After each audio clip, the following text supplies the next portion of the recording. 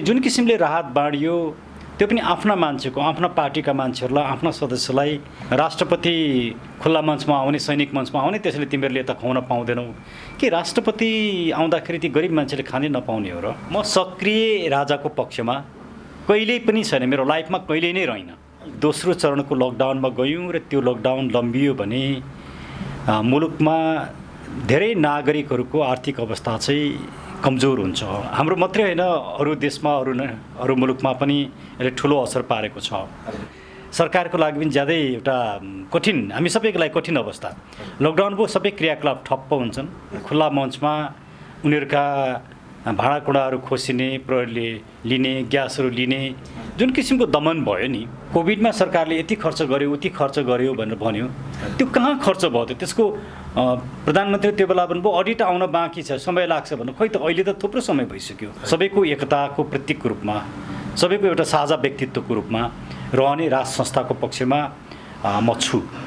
राज संस्था किन चाहियो भन्दाखेरि त्यो चाहिँ एउटा यस्तो संस्था हुनु पर्यो, हिजोको राज संस्थाले त काम गर्दैन। हिजो जसरी राज संस्था जसरी काम गर्यो त्यो कम्प्लिटली सुध्रिन जरुरी छ।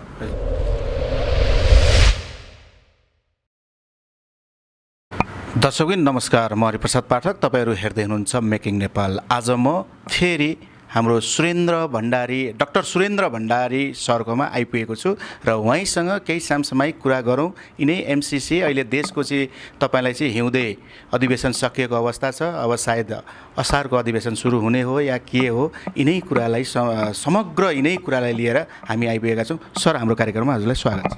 हस् पाठकजी, के छ सर, तपाईँको अहिले दिनचर्या कसरी बितिरहेछ? अहिलेको दिनचर्या सामान्य रूपमा अदालत जाने, लेखपढ गर्ने, केही हाम्रो अभियानका कुराहरूलाई कसरी अब यसलाई अगाडि बढाउन सकिन्छ भनेर तयारी गर्ने, यिनै कुराहरूमा नै। सर, मैले अलिकति तपाईँले अभियानकै कुरा भनिहाल्नुभयो। तपाईँहरूको अभियान अहिले के पार्टीमा परिणत भएको हो या के? एकचोटि खुलस्त पारिदिनु न सर।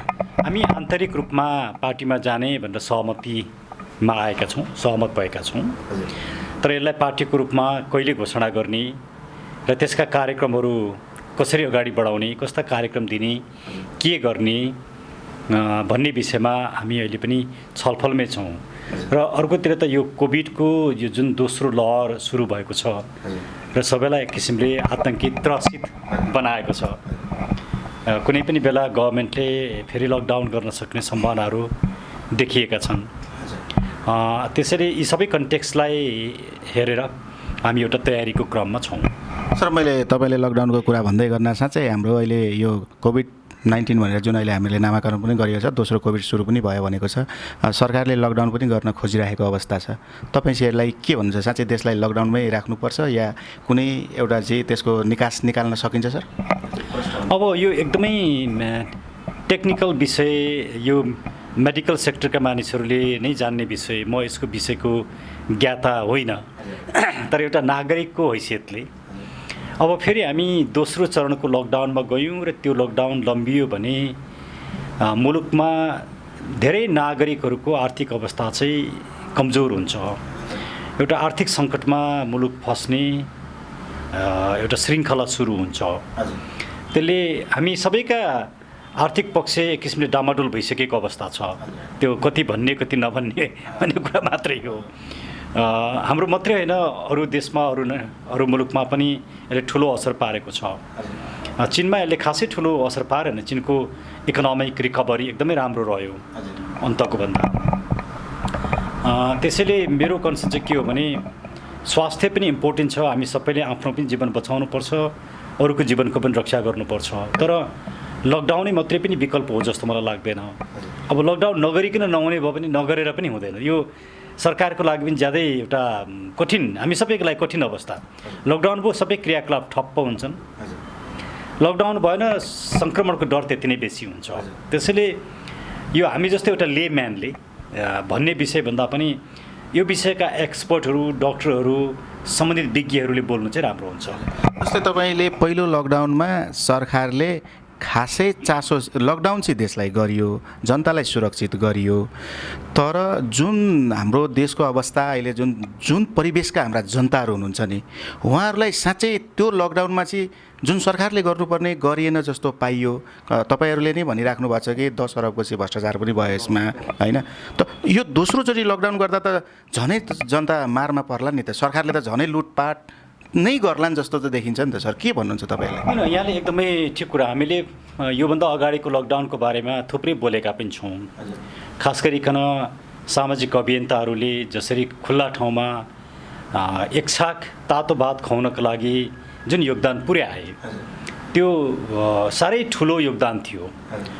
र ती साथीभाइहरूलाई इभन खुल्ला मञ्चमा उनीहरूका भाँडाकुँडाहरू खोसिने, प्रहरीले लिने, ग्यासहरू लिने जुन किसिमको दमन भयो नि, त्यो एउटा हृदय विदारक थियो। राष्ट्रपति खुल्ला मञ्चमा आउने, सैनिक मञ्चमा आउने, त्यसैले तिमीहरूले यता खुवाउन पाउँदैनौ कि राष्ट्रपति आउँदाखेरि ती गरिब मान्छेले खानै नपाउने हो र? कति असंवेदनशील राज्य। अनि जुन किसिमले राहत बाँडियो त्यो पनि आफ्ना मान्छेको, आफ्ना पार्टीका मान्छेहरूलाई, आफ्ना सदस्यलाई जसरी बाँडियो र आफ्नो पार्टीको नभएका मान्छेलाई जसरी अलग्याइयो, त्यो अर्को एउटा विदारक अवस्था थियो। त्यति मात्रै नभएर कोभिडको सन्दर्भमा ल्याइएका स्वास्थ्य सामग्रीहरूमा जुन किसिमको भ्रष्टाचार भयो, त्यो मानवीय रूपमा पनि त्यो एकदमै जटिल थियो। त्यति मात्रै नभएर कोभिडमा सरकारले यति खर्च गर्यो, उति खर्च गर्यो भनेर भन्यो, त्यो कहाँ खर्च भयो त? त्यसको प्रधानमन्त्री त्यो बेला भन्नुभयो अडिट आउन बाँकी छ, समय लाग्छ भन्नु। खै त अहिले त थुप्रो समय भइसक्यो, अडिट आउनु पर्थ्यो, कहाँ खर्च भयो? भइसक्यो, कहीँ आएको छैन। कति खर्च भयो त्यो पनि अब त आउन छोड्यो, होइन? त्यसैले यो कोभिड कस्तो भयो भने कहिलेकाहीँ दुईवटा कुरा म यहाँलाई भनौँ, मुलुकमा कन्फ्लिक्ट हुन्छ नि, द्वन्द्व हुन्छ नि। द्वन्द्व त मुलुकको लागि राम्रो होइन, तर केही द्वन्द्वको खेती गर्नेहरू, राजनीति गर्ने, माथिल्लो तहमा बसेकाहरू, द्वन्द्वको खेती गर्नेहरूलाई त्यो राम्रो हुन्छ। मुलुक कठिन अवस्थामा हुँदा केही व्यक्तिहरूले लुटपाट गर्ने, कमाउने धन्दा बढ्छ।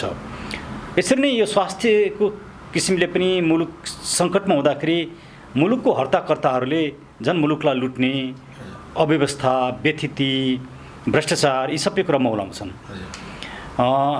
त्यसको मार हामी जस्ता व्यक्तिहरू, अझ नागरिकहरूलाई पर्छ। तर अब यो यति संवेदनशील विषय छ कि हामीले अहिले एउटा एक्सपर्टको रूपमा म बोल्न सक्दिनँ, एउटा लेम्यानको रूपमा अब केही समय लकडाउन भयो भने पनि म त्यसलाई आपत्ति गर्दिनँ, तर लकडाउनै समस्याको समाधान हो भन्ने पनि म ठान्दिनँ। थोरै मैले अब हाम्रो के अरे राज परिवारतिर फर्किन चाहेँ। तपाईँ राजालाई मान्नुहुन्छ कि मान्नुहुन्न? अनि यो देशमा चाहिँ मतलब राजा आओस् भन्नुहुन्छ या के भन्नुहुन्छ तपाईँ? आफ्नो प्रश्नको विषयमा त मैले धेरै मेरा अन्तर्वार्ता, प्रायः कुनै पनि अन्तर्वार्ताको कुरा छुट्दैन, सोधिहाल्छन् साथीभाइहरूले, होइन? म सक्रिय राजाको पक्षमा कहिल्यै पनि छैन, मेरो लाइफमा कहिल्यै नै रहेन, आजको मात्रै कुरा होइन। म 47 सालको संविधान बिउजाएर 47 सालको संविधानको राजा ल्याउनुपर्छ भन्ने पक्षमा न हिजो थिएँ, न आज छु, न भोलि हुन्छु। मैले भनेको कति मात्रै हो भने मुलुकमा निषेधको राजनीति गरेर, प्रतिषेधको राजनीति गरेर मुलुक बन्दैन। त्यो मुलुक बनाउने एउटा संस्था हो। सेना, राजा र नागरिक मिलेर यो मुलुक बनाएका हुन्। त्यसले त्यस्तो मुलुक बनाउने शक्तिलाई हामीले निषेध गर्दाखेरि मुलुकमा कतिपय समस्याहरू ज्यूका त्यौँ हुँदो रहेछन्।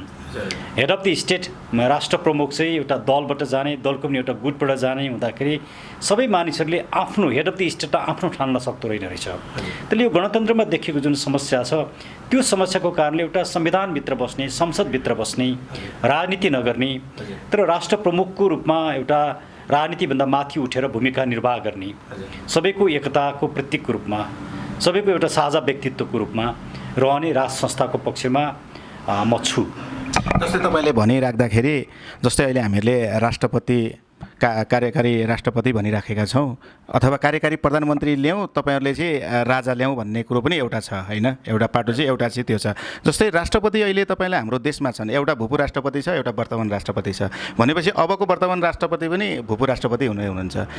भनेपछि हामीले 5 वटा मात्रै भूपू राष्ट्रपति पाल्नु पर्यो भने त यहाँ त सोहा नै हुने रहेछ नि त होइन। जस्तै एउटा राजा भइदियो भने त यत्रो चिजलाई पाल्नु पर्दैन, कन्टिन्यू हुन्छ भन्न खोज्नुभएको होइन। त्यो मेरो कन्टेक्स्ट होइन, त्यो धेरै ठुलो बजेट जाँदैन, त्यो 4-5वटा राष्ट्रपति हुँदैमा सुहा हुँदैन होइन। जस्तै अब उहाँहरूलाई चाहिँ अब भुपू भइसकेपछि 200जना चाहिँ सेक्युरिटी दिनुपर्ने प्रहरी प्रशासनबाट, उहाँहरूलाई चाहिँ खर्च पनि त्यत्तिकै दिनुपर्ने भनेपछि त देशको ढुकुटी नै मान्छे समस्या आउने होइन र। 200जना सेक्युरिटी दिएको छैन, केही सेक्युरिटी त दिनुपर्छ, हेड अफ द स्टेट भएको व्यक्तिलाई दिनुपर्छ।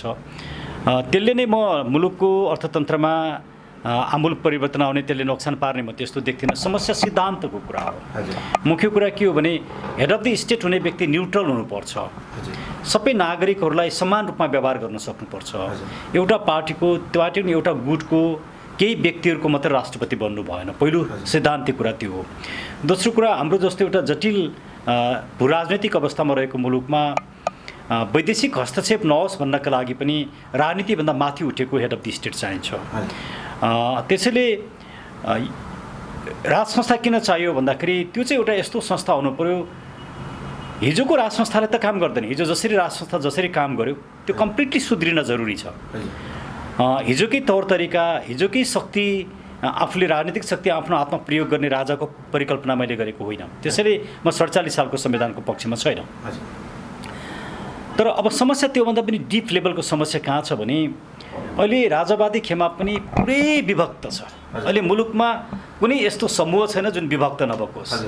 नेकपा विभक्त छ, काङ्ग्रेस विभक्त छ, काङ्ग्रेस फुटेको छैन तर त्यहाँभित्र पनि थुप्रै गुट उपगुट छन् होइन।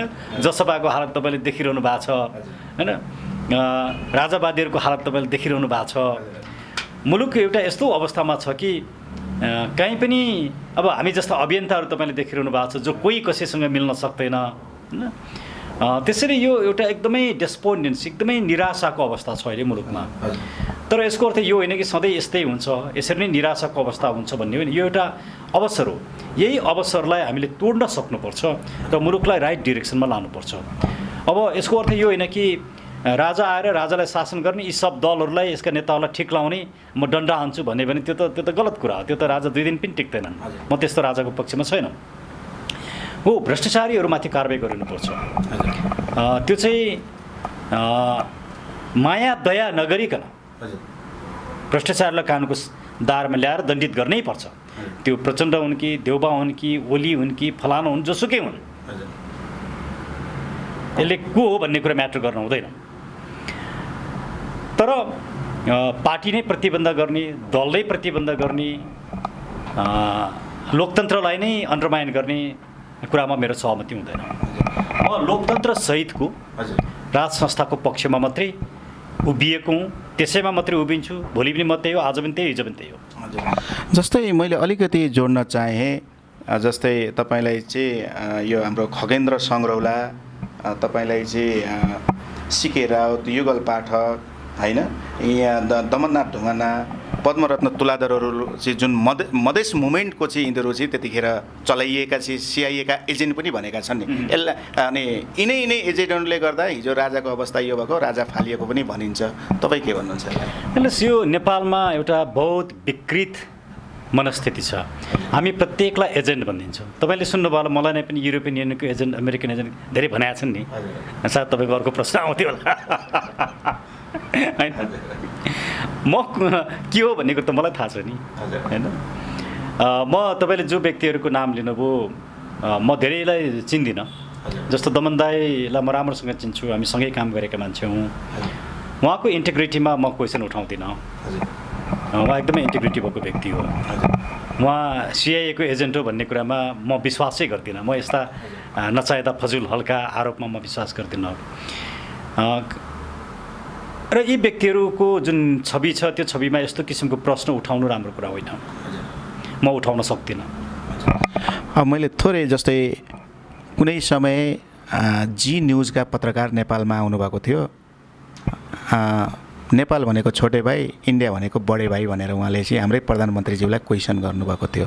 तपाईँ छोटेर भाइ र बडे भाइको किन तपाईँहरू चाहिँ यसरी त्यो उग्र गर्नुहुन्छ भनेर उहाँले त्यो चौधरीले सोध्दै गर्दाखेरि आज चाहिँ 12 वर्षमा लाग्ने कुम्भ मेलामा हाम्रै राजा ज्ञानेन्द्रजी नगइकन चाहिँ पहिलो डुबुल्की नमानिकन मोदीजीले डुबुल्की गर्न पाउनु भएन।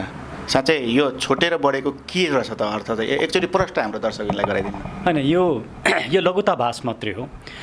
इन्डियनहरूमा भएको हामी ठुलो मुलुक हौँ त्यसैले हामीले दबाउन सक्छौँ भन्ने त्यो गलत मनोवृत्ति हो। हामी नेपालीहरू हाम्रो सानो मुलुक छ, हाम्रो अर्थतन्त्र सानो छ, इन्डियाले घेरिएका छौँ भन्ने लघुताभास हो होइन। केले कुनै पनि मुलुक छोटे या बडे हुँदैन। हामी इक्वल्ली सबरेन मुलुक हौँ। हामी सबै समान रूपमा सार्वभौम सत्ता सम्पन्न मुलुकहरू हौँ। हामी सबैको राजनीतिक स्वाधीनता छ, पोलिटिकल इन्डिपेन्डेन्स छ। हामी सबै युएनका सदस्यहरू हौँ। हामी सबै इक्वल स्टेट हौँ। त्यसैले कोही ठुलो, कोही सानो, कोही छोटे, कोही बडे भन्ने कुरा नै गलत धारणा हो। म त्यस्तो धारणाको पक्षमा म छैन। इन्डिया हाम्रो मित्र हो, हामी इन्डियाका मित्र हौँ। इन्डियाले गरेका गलत कुरा हामीले सहनु हुँदैन। इन्डियाको आलोचना हामीले गर्न सक्नुपर्छ, तर इन्डियाको राम्रो कुरालाई हामीले अनावश्यक विवादमा ल्याउनु हुँदैन। किनकि हामीलाई मित्र चाहिन्छ, तर खराब मित्र पनि कहिलेकाहीँ डेन्जरस हुन्छ र इन्डियाको कतिपय भूमिकाहरू खराब मित्रको भूमिका पनि देखिएको छ। त्यसमा हामी खरो उत्रिन सक्नुपर्छ, आलोचक बन्नुपर्छ। तर नेपाल र इन्डियाको यो जुन जियोग्राफी छ त्यसलाई हामी परिवर्तन गर्न सक्दैनौँ, हाम्रो छिमेकी परिवर्तन गर्न सक्दैनौँ। त्यसले अन्ततः हामीले मिलेरै काम गर्नुपर्छ।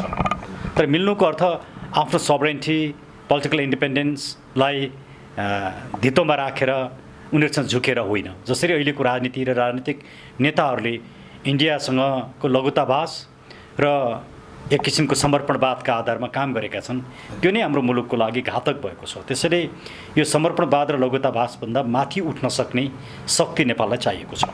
अब जहाँसम्म राजाको भारत भ्रमणको कुरा आयो, खास गरिकन यो हरिद्वारमा गएको र गङ्गा स्नानको कुरा,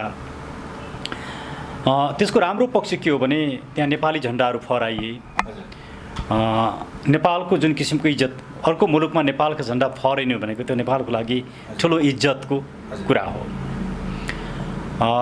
तर म आफै चाहिँ राजा त्यसरी जानुहुन्थ्यो भन्ने पक्षमा म व्यक्तिगत रूपमा हिजो पनि थिइनँ, आज पनि छैन, भोलि पनि हुन्न।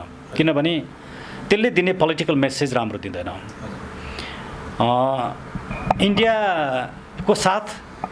इन्डियाको साथ मात्रै होइन, इन्डियाको आशीर्वाद सबैलाई चाहिने रहेछ अनि मात्रै सत्तामा आइने रहेछ भन्ने मेसेज नै नेपालमा गलत मेसेज छ। मैले गलत मेसेज भने कि त्यही आधारमा मात्रै मान्छेहरू सत्तामा पुगेका छन् क्या। त्यसले एउटा गलत राजनीतिक चरित्र देखाएको छ। यो गलत राजनीतिक चरित्रबाट हामी माथि उठ्न सकेनौँ भने त्यसले मुलुकको राजनीतिक स्वाधीनताको लागि हित गर्दैन। राजा त्यहाँ जाँदैमा राजा फर्किने सम्भावना बढेको पनि म देख्दिनँ। त्यसले होला वेस्ट बेङ्गालमा मोदी सरकारलाई, भाजपालाई इलेक्सनमा मद्दत गर्यो, त्यहाँ भएका नेपालीहरूको मन जित्यो होला, उनीहरूले आफ्नो हित गरे होलान्।